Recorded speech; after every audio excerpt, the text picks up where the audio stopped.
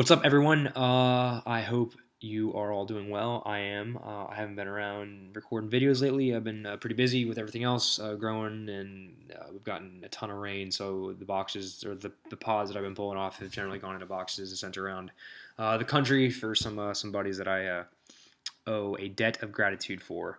Tonight I'm going to review another pepper for you.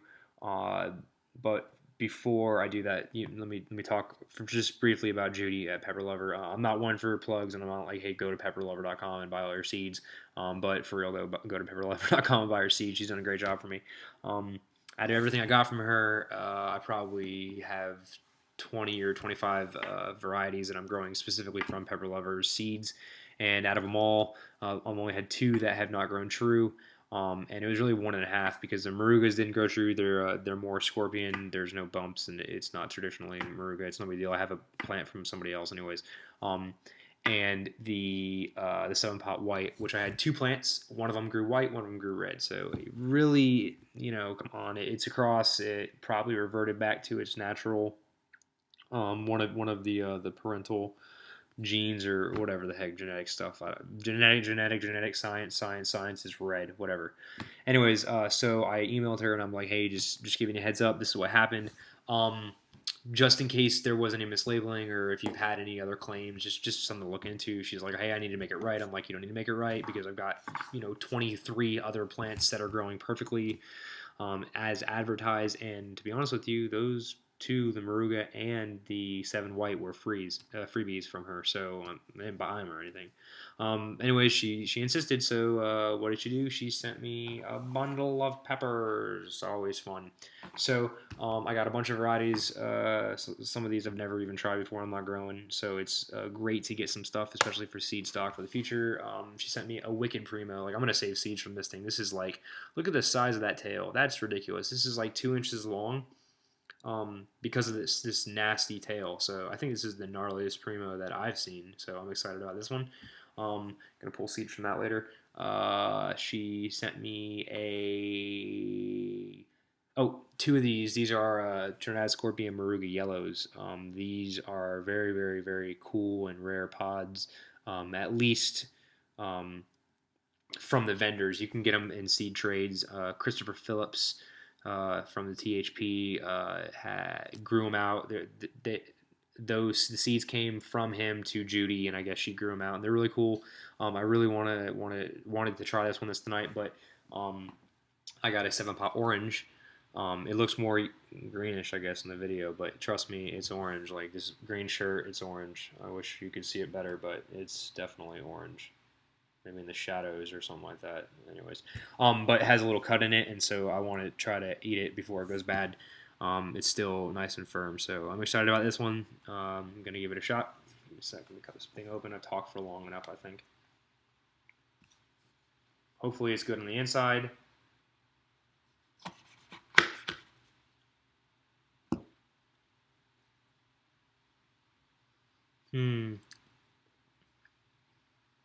Nice Jeanette smell, 7-pot smell. It's got a good smell to it. There's this high seed pocket, not a lot of placenta, almost like a bell pepper in the inside. The seeds are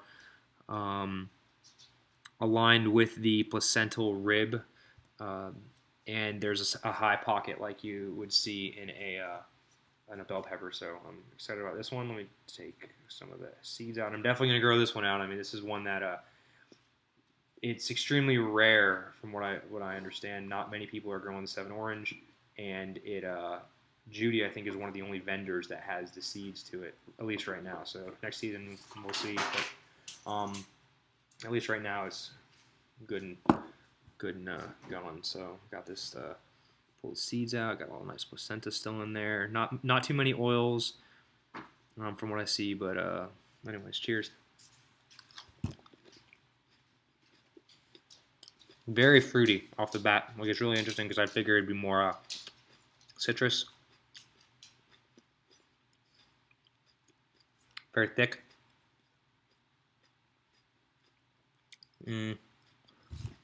Thick but soft. Maybe it's just because it's cut open and it could kind of be going on the downward slope of overripe. but a little bit of heat, starting to build a little bit more underneath the tongue. But wow, it's very nice fruity taste to it. I really enjoy that. Right now, the heat's concentrating on the roof of the mouth, like behind my teeth. Who'd I see with a toothpick in one of the videos? Who is Steve? I don't know. Anyways, this is a great idea. I wish I would have had a toothpick because I'm like pulling stuff out of my teeth. He's starting to build a little bit more. Nothing crazy so far. On the tongue, sides of the tongue.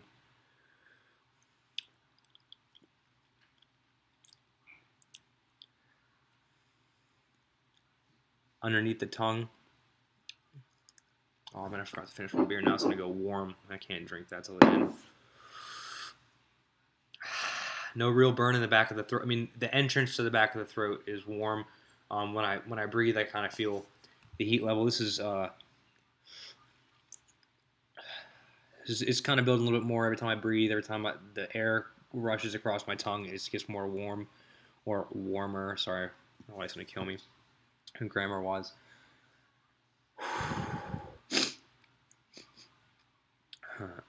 It's hot, but it's nowhere near like. I'd put this right now in like habanero range. Not a lot of placenta in the inside, so kind of that could be an indicator of why the heat wasn't so pronounced. I could kind of feel it build a little bit more now. The longer, I forgot to start my watch, but it's been about almost 3 minutes. The heat's like on the entrance of the back of my throat, but nothing crazy.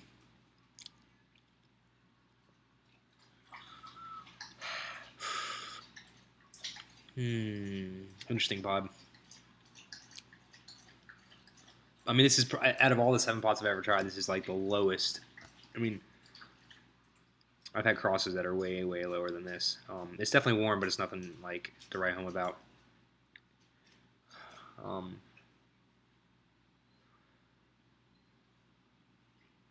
At least right now, I would say that like I would, if I had a choice between like this.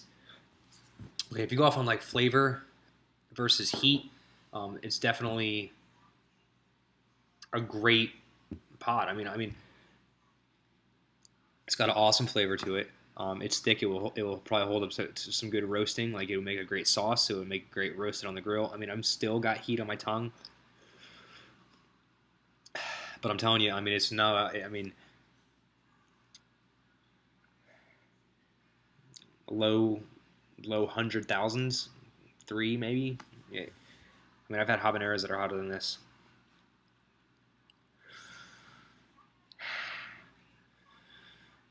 Yeah, I would just say anything. It's got a great flavor. Ton of seeds. I'm gonna save them. If I have room, I'll grow it, but I'm not gonna fork it into my garden. If you know, it is what it is. It's warm, but it's not. It's nowhere near the heat level I was expecting. I still got a little bit of heat on my top of my tongue, a little bit on the back of my throat, but nothing crazy. So, anyways, that's about it. I'm not gonna go on forever on this one. Great flavor. The heat, I would say somewhere in like the 3.5 to 4 range out of 10. Habanero level, but way better flavor. So it's kind of like a trade-off. It could just be a pod. I mean, the pods vary heat level, extremely low to I mean, I could just have an off pod. It could just be old, but either way, you never know. Would I grow it if there was room? Yes. But like I said, I wouldn't fork it in my garden. So, hey, thanks for watching. If you have any questions or comments, please leave them. Sorry that I wasn't tearing up and crying after this one, but it's got a good flavor. So, anyways, cheers.